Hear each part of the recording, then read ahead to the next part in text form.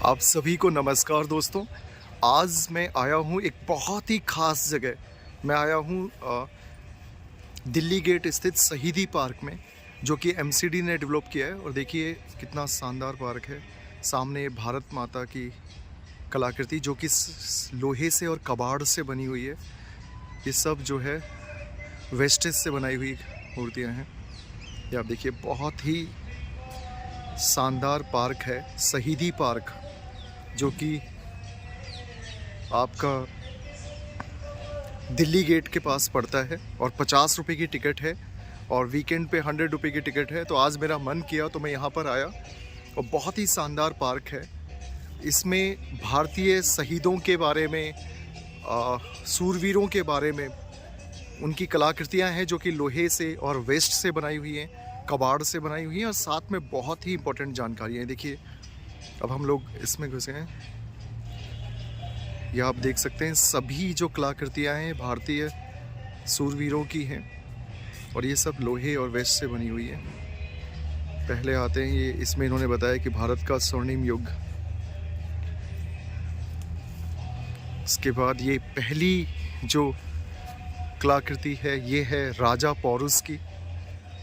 जी हाँ, पौरुष के बारे में इन्होंने यहाँ जानकारी भी दी हुई है कि राजा पौरुष पौरवा वंश के महान शासक थे। उन्होंने 340 ईसा पूर्व से 315 ईसा पूर्व तक शासन किया। पंजाब में झेलम और चेनाब नदियों के बीच इनका राज्य था और इन्होंने सिकंदर से इनकी लड़ाई हुई थी और सिकंदर बहुत इम्प्रेस हुआ था इनसे, क्योंकि और फिर उसने भारत में कब्जा करने का अपना विचार त्यागा और चला गया।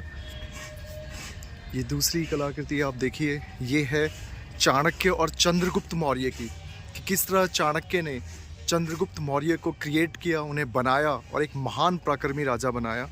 यहाँ उनकी जानकारी दी हुई है कि चाणक्य सम्राट चंद्रगुप्त मौर्य के महान मंत्री थे। उनका असली नाम विष्णुगुप्त था। उन्हें कौटिल्य के नाम से भी जाना जाता है। श्री चणक का पुत्र होने के कारण वे चाणक्य कहलाए, जबकि सृजनात्मक कार्यों के लिए अपनी विद्वता के लिए कुटिल सदुपयोग के कारण वो कौटिल्य कहलाए। उन्होंने भारतीय राजनीतिक ग्रंथ अर्थशास्त्र की रचना की। इस कारण से उन्हें भारत में राजनीति विज्ञान और अर्थशास्त्र में क्षेत्र का पुरोधा माना जाता है। तो यहाँ पर चाणक्य और चंद्रगुप्त मौर्य की कलाकृति, और ये सारी कलाकृति आप देख सकते हैं, ये सब लोहे के जो वेस्टेज होता है उससे बनी हुई है। कितनी खूबसूरत कलाकृति हैं। और आप जब इसे बारीकी से देखेंगे तो आपको पता लगेगा कि ये सब लोहे के कबाड़ से बनी हुई है।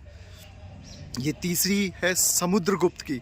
समुद्रगुप्त जो है गुप्त राजवंश के सबसे महान सम्राट थे। उन्होंने 335 से 375 ईस्वी के बीच शासन किया और भारत के स्वर्णिम युग की शुरुआत की। और इनकी राजधानी जो है पाटलिपुत्र थी, जो कि आज पटना है। तो ये बहुत ही अच्छी कलाकृति। और यहाँ पर सबसे बड़ी बात यह है कि यहाँ शहीदी पार्क में ये जो कलाकृति बनाई है, और इन्होंने पूरी जानकारी भी दी है कि समुद्रगुप्त के पिता गुप्त वंशीय सम्राट चंद्रगुप्त प्रथम थे और माता लिच्छवी थी, और कैसे इन्होंने कई युद्ध लड़े और जीते। तो ये बहुत ही खूबसूरत पार्क, और मुझे तो बहुत अच्छा लगा कि 50 रुपये में बहुत शांति है। लिमिटेड लोग आ रहे हैं क्योंकि टिकट है, और भारतीय इतिहास को समझना है, भारतीय सूरवीरों के बारे में जानना है, ऐसे लोगों के बारे में जानना है जिनका नाम इतिहास में उस तरह से नहीं हो पाया। तो आप शहीदी पार्क में आ सकते हैं, जो कि दिल्ली गेट पर स्थित है, और 50 रुपये टिकट है वीकेंड पे। और ये चौथी कलाकृति है हर्षवर्धन की।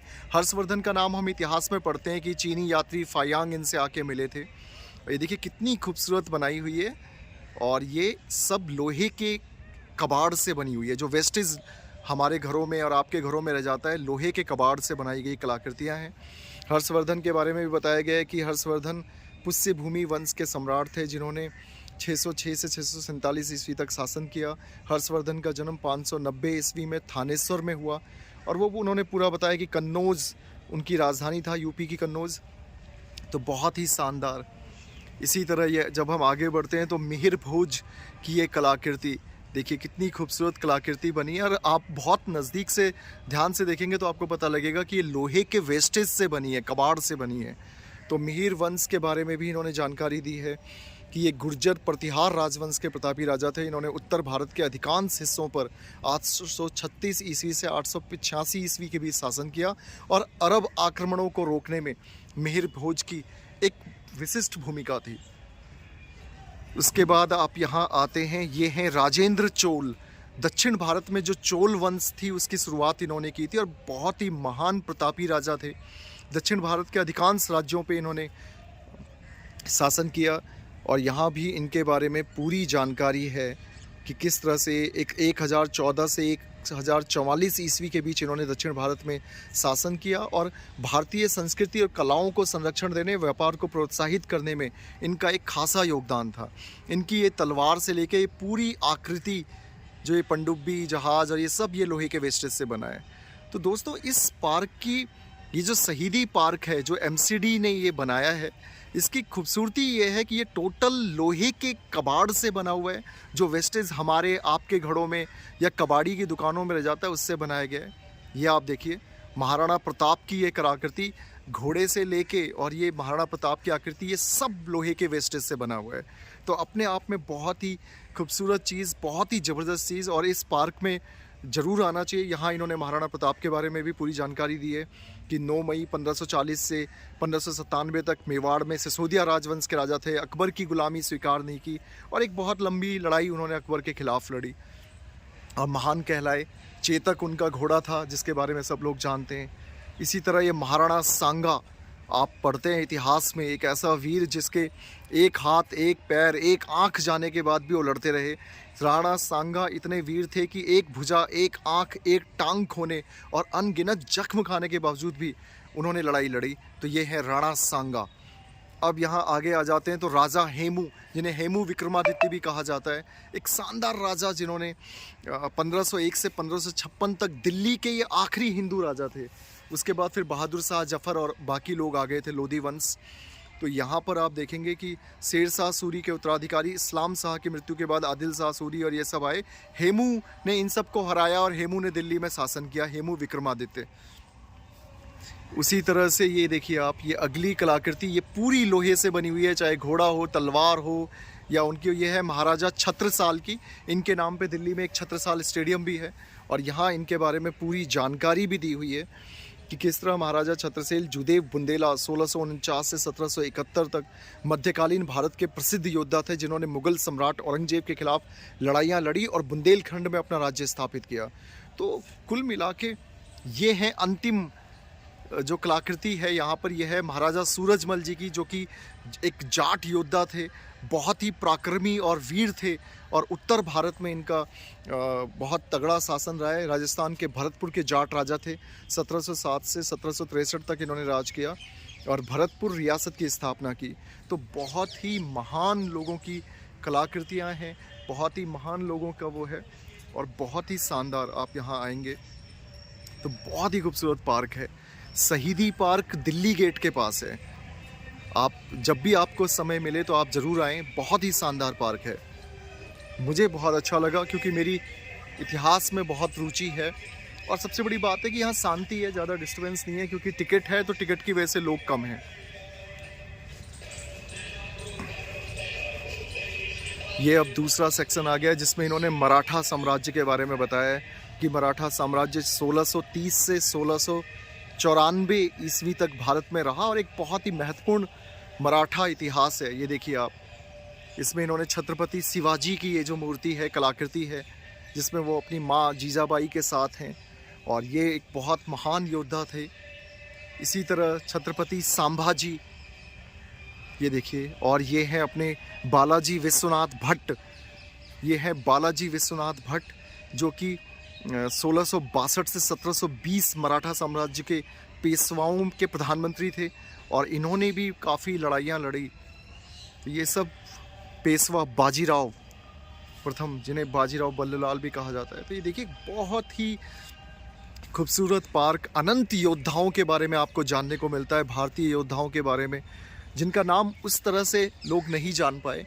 तो मुझे लगता है कि आप सबको इस पार्क में ज़रूर आना चाहिए। शहीदी पार्क बहुत ही खूबसूरत है। ये महाराणा रंजीत सिंह के बारे में इन्होंने बताया है। ये महाराणा रंजीत सिंह जिनका पंजाब में जिनका राज था, पंजाब से कश्मीर तक, ये इनकी कलाकृति। और कुल मिला के ये सारी कलाकृतियाँ जो हैं वो लोहे के कबाड़ से बनी हुई है दोस्तों। तो ये देखिए कितनी मेहनत लगी होगी, कितना समय लगा होगा।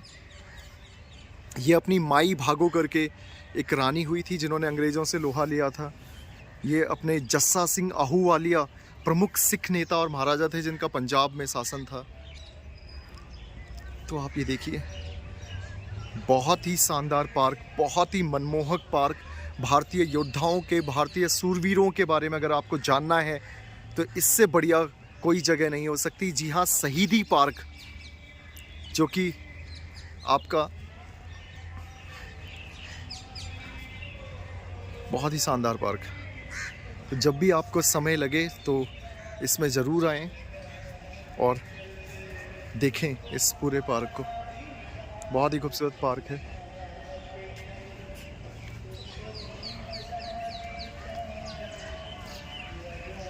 ये भारत माता की कलाकृति है। ये भी बहुत ऊंची कलाकृति है और सब लोहे से बनी हुई है। बहुत ही शानदार पार्क, शहीदी पार्क।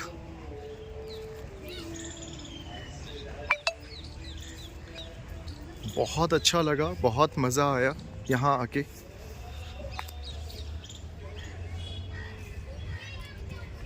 ये आप देखिए, रानी लक्ष्मीबाई की कलाकृति, बहुत ही शानदार।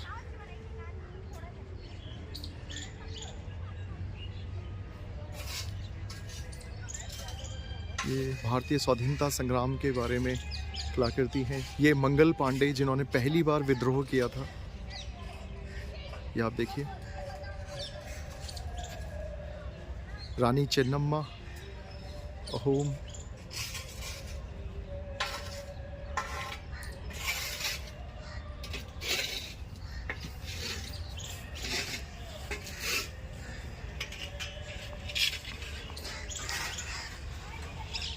कुल मिला के शहीदी पार्क बहुत ही बेहतरीन जगह है। जब भी आपको समय मिले तो आप ज़रूर आएं और देखें किस तरह से लोहे की कलाकृतियों से, लोहे के कबाड़ से पूरे भारतीय सूरवीरों के, योद्धाओं के बारे में बताया गया है। महर्षि दयानंद सरस्वती जी, विपिन चंद्र पाल जी, ईश्वर चंद्र विद्यासागर जी, राजा राम मोहन राय जी और सभी लोगों के बारे में बताया गया है। तो बहुत ही शानदार पार्क है। अब मैं इस वीडियो का एंड करता हूँ। आप, ये शहीदी पार्क की बात हो रही थी, आपको जब भी समय मिले तो आइए।